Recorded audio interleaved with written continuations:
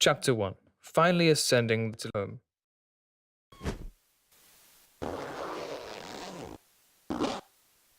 As I decided to leave my home planet, I had often wondered what metaphysical and ontological minds might be lurking out there.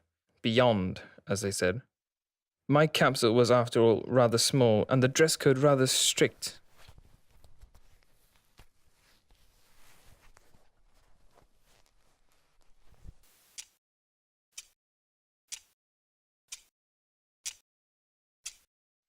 Around the time of the great assimilance of the outer system planets, I decided to leave home.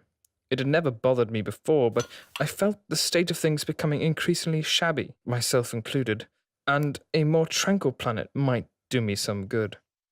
The preparations were simple enough: listening to a complétier, get the relevant talks from friends and family, all of which at the time made me ponder how I would remember all this.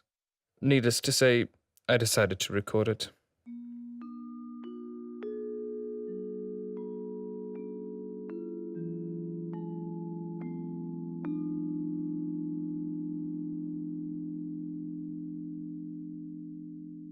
Chapter 2. Communication and Lavatory Mannerisms.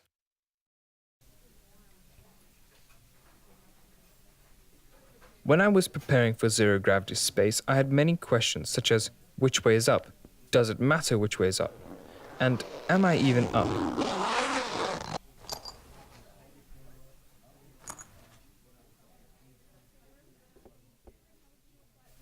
All these questions, as my instructor at the time pointed out, were most likely an indication that I either had too much time on my hands, or that I was losing oxygen. The latter concerned me, and quickly dispelled any curiosity that I thought I had.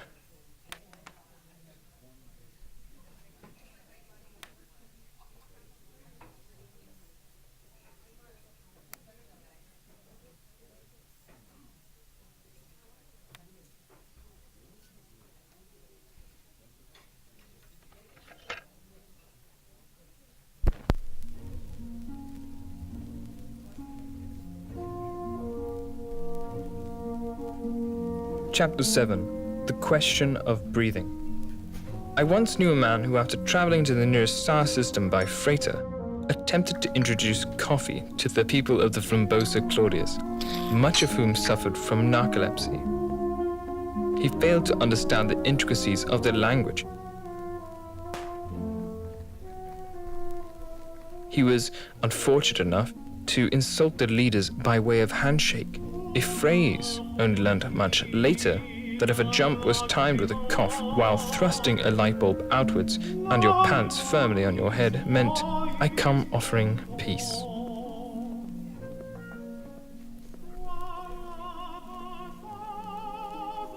Chapter 23. Appropriate Anger Accounting. I remember once leaving a shell planet for the inner station of the Plume system.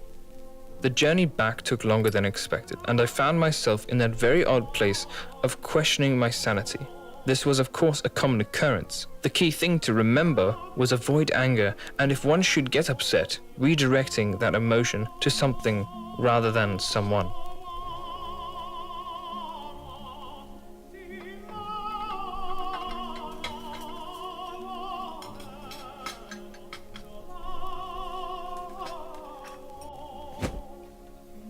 Chapter 64. Lost and Found. Upon making long journeys, many an off-world traveler tends to forget the golden rule. No unsolicited opinions.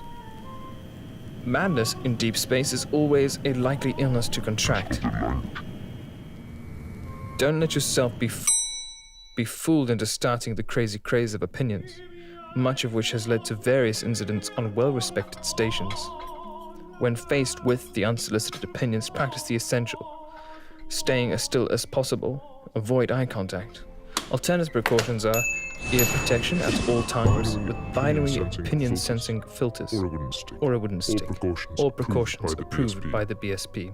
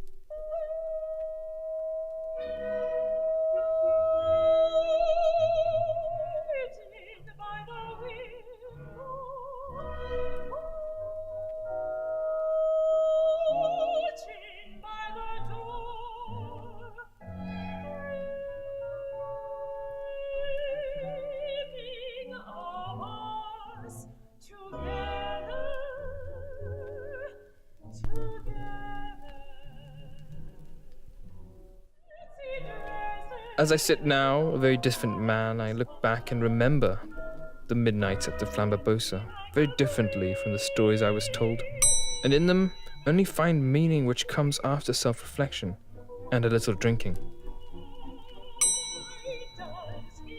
In turn, the only thing I really remember is that it's always midnight at the Flambabosa, no matter where you are.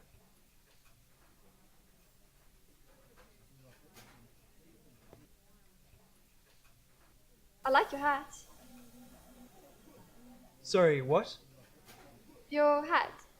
It's interesting. It's not quite the hint of mint I wanted in a hat. It's never been the perfect fit. What's that you're working on? Same thing we're all working on. Hopefully, a story worth telling.